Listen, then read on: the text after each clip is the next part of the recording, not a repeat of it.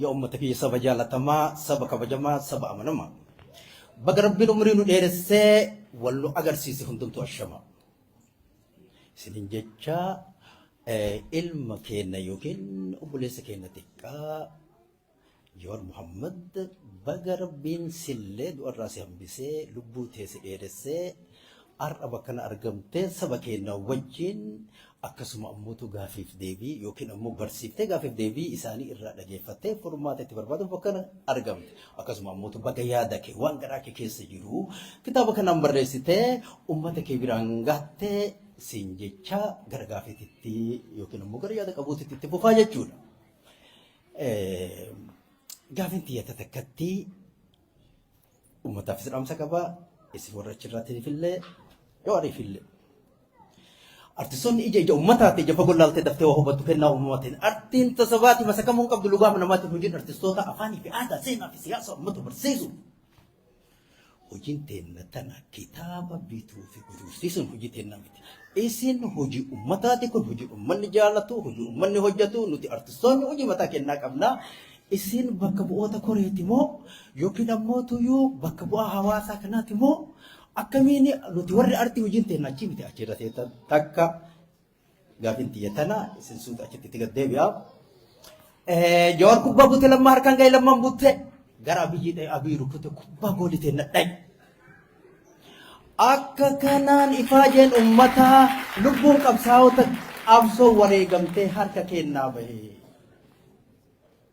Kun waan uummanni beeku waan achi asii hin qabne.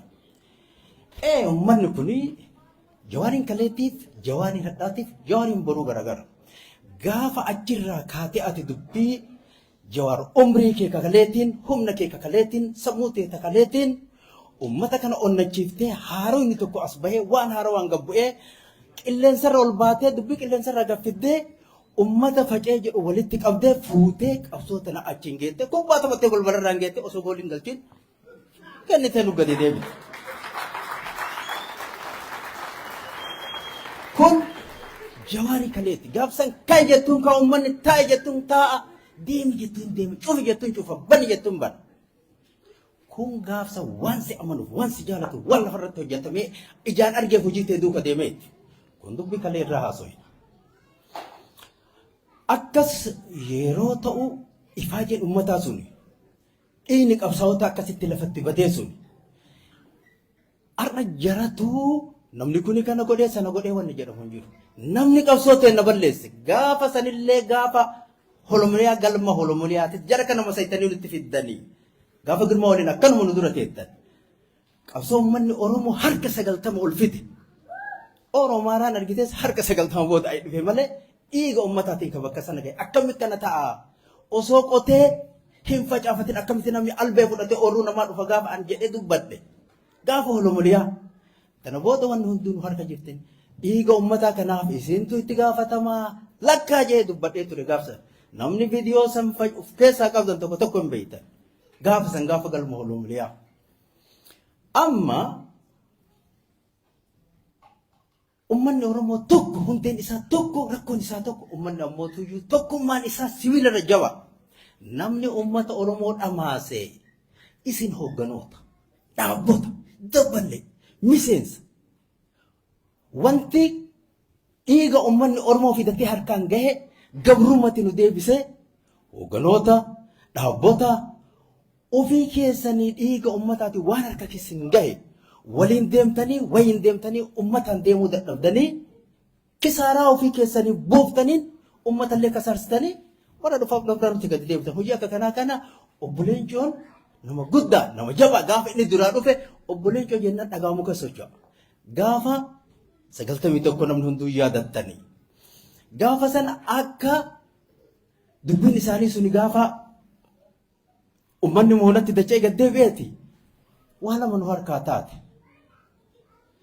Kanaaf takka warri uummata gabrummaa keessa naqe isini malee warri tokkummaa dhabe isini malee ummata Oromootii miti ummanni Oromoo tokkummaa qaba. Ummanni ammoo bilisummaa ofii dhiigaan fidee isinitti kenne ofii waliin deemtanii wal jala deemtanii dhimma ummanni isinii kennan deemuu dadhabdanii ammoo har'a ebalu sana godhe ebalu kana kuni hojii teessanii waliigala gakkoottaa akka tokkotti yoo isin dursa wal taatan malee bilisummaa waan jedhamu hin jiru. Ammas ammootu akka duraanii sanitti tokko tokkoon dammeeffannee ofnaan uummanni achi hin jiru. Haalli isaa ulfaataadha. Haalli isaa ulfaataadha. Maaliif? Nuti nama ol baasuuf gabbuusuuf hojiin teenna. Yookiin tokko ol buusu tokko gabbuusuu miti. Bilisummaa ofiiti, walabummaa ofiiti, birmadummaa ofiiti. Uummanni keenya kan itti qabsaa ture bilisummaadha, walabummaa, birmadummaadha. Kana gaafa inni gahee ooftanii balbala angoo geettan takkatu asutaaltanii sun achuma lafatti Itoophiyaa jettan. Gaafa duramaa Itoophiyaa jettanii eegalin gaafuma duraa eegalamu. Kun uummata Oromoo qoraan godhanii erga oliin gahan Itoophiyaa jechuun hin danda'amu. Gaafa duraa nama jabaa akkamitti dhumate. Maqaa Oromootiin, maqaa Oromiyaatiin, maqaa bilisummaatiin, maqaa walabummaatiin. Isin duwwaa miti nuti uummata keenya onnee hidhachiifne surrii hidhachiifne wanni isin duuka hiriirsine bilisummaa ofiitiin mirga biyya ofiitiif akka biyya ofiiti gonfachiisuufi malee akka nama ol aangootti ol haa ba'uuf gabbuu ofii miti. Hojiin ta'e. Gaafin uummata Oromoo takkattiin isii hin deebine. Takkattiin isii hin deebine. Bakka san irraa hin sochoone. Dhengatti dhufee balbala irra ga'e Oromiyaa walabamtee argame hin argamne. Oromiyaa yoo fedhe uummanni yoo filatte gara Oromiyaa keessatti jiraate yoo fedhe jiraate yoo fedhe biyya ofii argate akkuma Eertiraa suni jechuun yoo mirga uummataaf kenname sun uummanni murteeffata. Achuu hin geenne. Afaan uummata Oromoo deebi'e hin deebine. Finfinneen tanamni irratti dhumaa dhufe deebite hin deebine. Maaltu wayyoo maaltu siqe? Maali faayidaan nu argan? Sababa keessanii kun hundi isaa sababa keessanii uummanni du'u hin oolu hidhamuun hin oolu arrasitti jira. Qabsoo hundeen dheertuu keessi isii fagoo haa taatu malatti hayni irraa tuqamte garuu haga uummanni Oromoo erga cabee kaasee halkan tokko rafne guyyaatti kun ta'e deemsa bara dheeraa waggaa 60 irra wareegaa ture. Bilisummaan isaa takka ta'e harka isaa hin geenne. Kanaadha ima deemaa jirra jechuudha. Kana rakkoo teessan fiddanii akkamitti mariif dhiyaata? Mariif hin dhiyaatamu kun rakkoo teessan hiikkachuu kan danda'u isin rakkinni hoogganoota irra jira, dhaabota irra jira, waliin hin dhaabbattan. Kanaafuu uummata Oromoo bira hin jiru kun gaaffiin isin bira jirti gaaffii teessan san. Tun achumarratti wayitti ta'u gaafa gara gaaffii kiyyaatti yooma yaada kana qabattee gadi dhuftu ati Jawaar kalee Jawaar uf danda'a socho'aadha. Jawaar hadhaa Jawaar dhaaba kafaa'ooti akka namatti ati hooggana dhaaba kafaa'oo keessaa hooggana ammaaf jabaa akkanuma akkanaa miti. Hooggana kafaa'oo teemi akkanayyuu Jawaar